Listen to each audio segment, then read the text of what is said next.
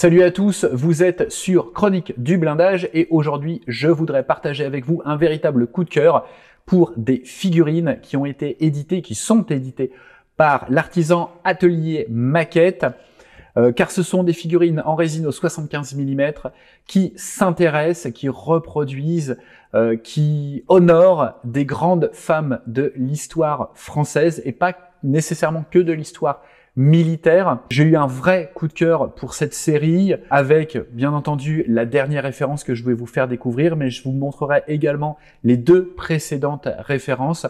Donc, c'est vraiment une super initiative de la part d'Atelier Maquette d'avoir commencé à développer cette gamme. On se demande même pourquoi ça n'a pas été fait avant. Alors, ça a été fait sur des sujets au 1/35e. Je pense à Dynamo qui a réalisé une figurine au 35e de Simone Ségouin. Mais là, on est sur de la figurine 75 mm, donc pour agrémenter vos vitrines. Et même si on n'est pas figuriniste, vous allez voir,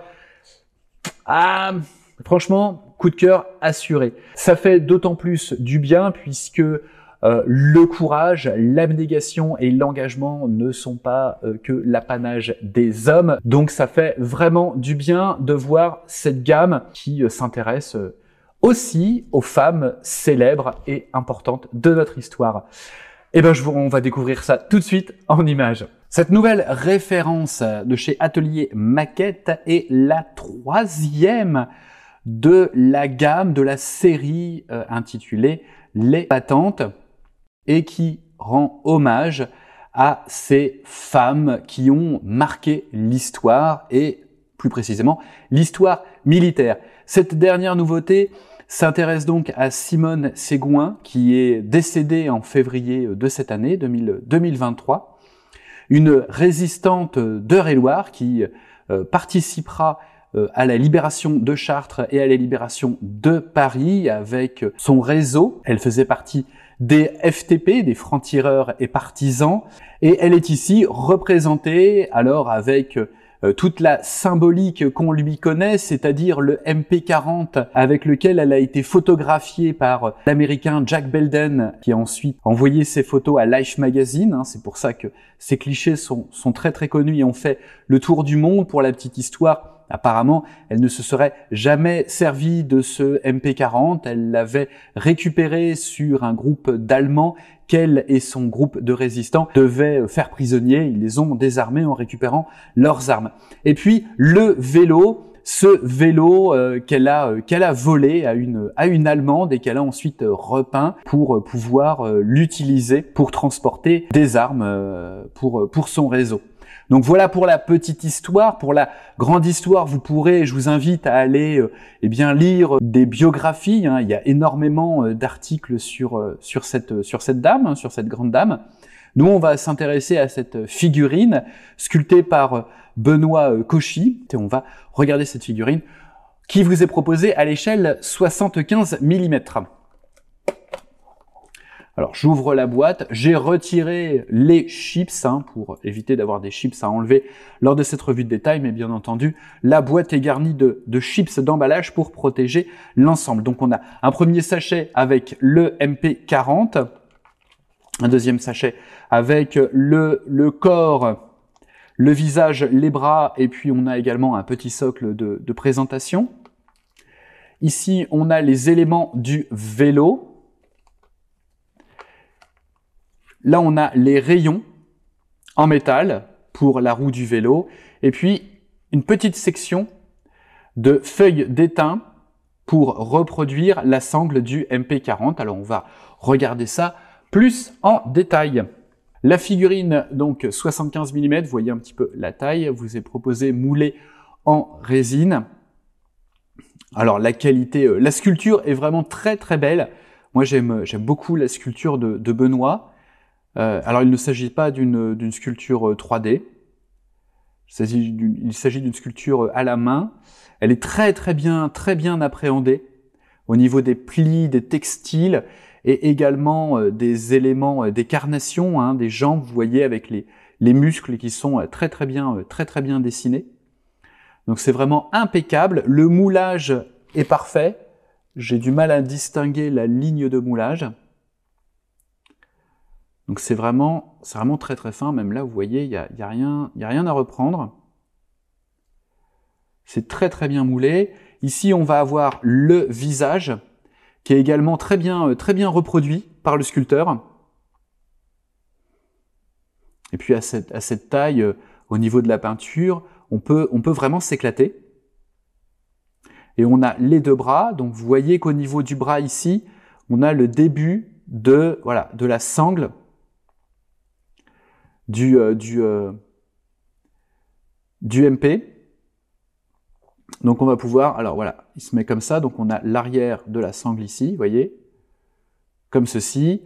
Donc il faudra compléter cette sangle avec la petite feuille d'étain qui est fournie. Donc il faudra découper une petite languette. On a ensuite, voilà, le socle, donc qui est gentiment texturé avec quelques petits cailloux. Donc c'est plutôt pas mal, quelques petits éléments de décor. Donc ça vient s'enficher comme ça. Hop, vous voyez, ça tient, hop là, voilà, parfaitement. Puis on va avoir les éléments du vélo. Donc avec une partie du cadre. Donc vous avez ici la chaîne, le guidon, donc la première partie du cadre. Et vous avez donc le pneu avant, la roue avant, avec son pneu là pour le moment, et puis une partie de la fourche, le garde-boue. Et donc il faudra associer ces deux demi-éléments pour avoir, alors comme ça, pour avoir la roue complète. Donc après il suffira de faire un petit mastic au niveau de la bande de roulement du pneumatique. Mais avant de faire ça, il faudra insérer les rayons, les deux rayons en métal. Donc il faudra juste prendre son temps pour que ce soit parfaitement positionné. Mais du coup, ça rajoute énormément de finesse à la pièce, ces rayons en métal. Et puis on a le MP40 avec la main qui est sculptée directement dessus. Donc ça évite des problèmes de positionnement, des flottements, ça évite le phénomène de flottement de l'arme dans la main, comme on le voit souvent, enfin de moins en moins, mais on le voit encore.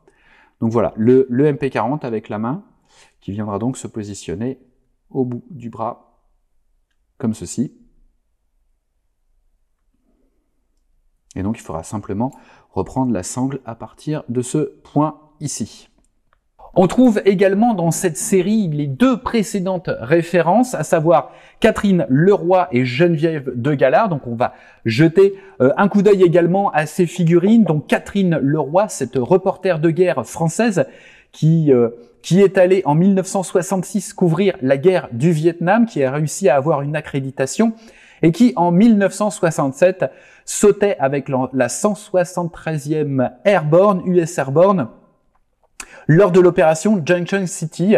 Et pour la petite histoire, elle fut lestée, puisqu'elle était menue, elle était légère, petite et pas très lourde. Et donc elle a été lestée pendant son saut afin de ne pas dériver avec son parachute. On la voit ici donc vraiment sur sa période Vietnam, lorsqu'elle couvrait le Vietnam. Notez qu'elle a reçu le prix Frank Cappa par la suite pour ses photos de la guerre du Liban. On la voit ici dans son treillis américain, équipé de son Leica M2 et de son Nikon F, prêt à photographier des soldats américains. Et on va regarder un petit peu cette figurine, on va faire le tour de cette figurine. La voici dans son sachet. Donc il s'agit toujours d'une superbe sculpture de Benoît Cauchy. Donc vous avez ici les différents éléments. On va regarder ça plus en détail. La pièce principale, donc la voici, avec ce treillis. Toujours des plis très bien appréhendés par le sculpteur qui s'adapte parfaitement au mouvement, qui correspondent parfaitement au mouvement du corps. Et puis on a voilà des bottes de jungle avec alors on ne voit pas le dessous de la semelle, juste le talon. Donc le talon est très bien reproduit. de ces bottes de jungle. On a ici la natte de Catherine Leroy. On va regarder les autres éléments, à savoir le visage, toujours très très bien appréhendé, le grand chapeau de brousse. Alors le chapeau de brousse, mais comme elle a une tête un petit peu petite, du coup il paraît plus grand forcément. Avec ici son appareil photo entre les mains. On a le deuxième appareil photo ici. Le voici, donc ça doit être le Nikon. Celui qu'elle a en main, c'est le Leica.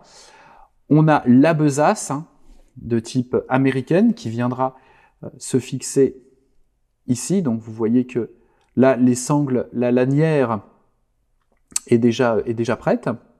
Donc il n'y a vraiment plus qu'à coller. La jonction se fait très bien. Ici, la jonction sera cachée par le bras, donc aucun souci. Et puis, un petit socle texturé. Donc une jolie figurine de Catherine Leroy au 75 mm. Une autre référence, il s'agit à présent d'une figurine qui reproduit Geneviève de Galard, plus connue sous le surnom d'Ange de Dien Bien Phu, cette infirmière qui était à Dien Bien Phu lors de la célèbre bataille qui opposait les troupes françaises aux troupes du Viet Minh. Et lorsque la base de Dien Bien Phu a été prise, elle a refusé, même juste avant, elle a refusé d'être évacuée. Donc elle a été faite prisonnière par le Viet Minh et elle a ensuite, elle, été libérée assez rapidement.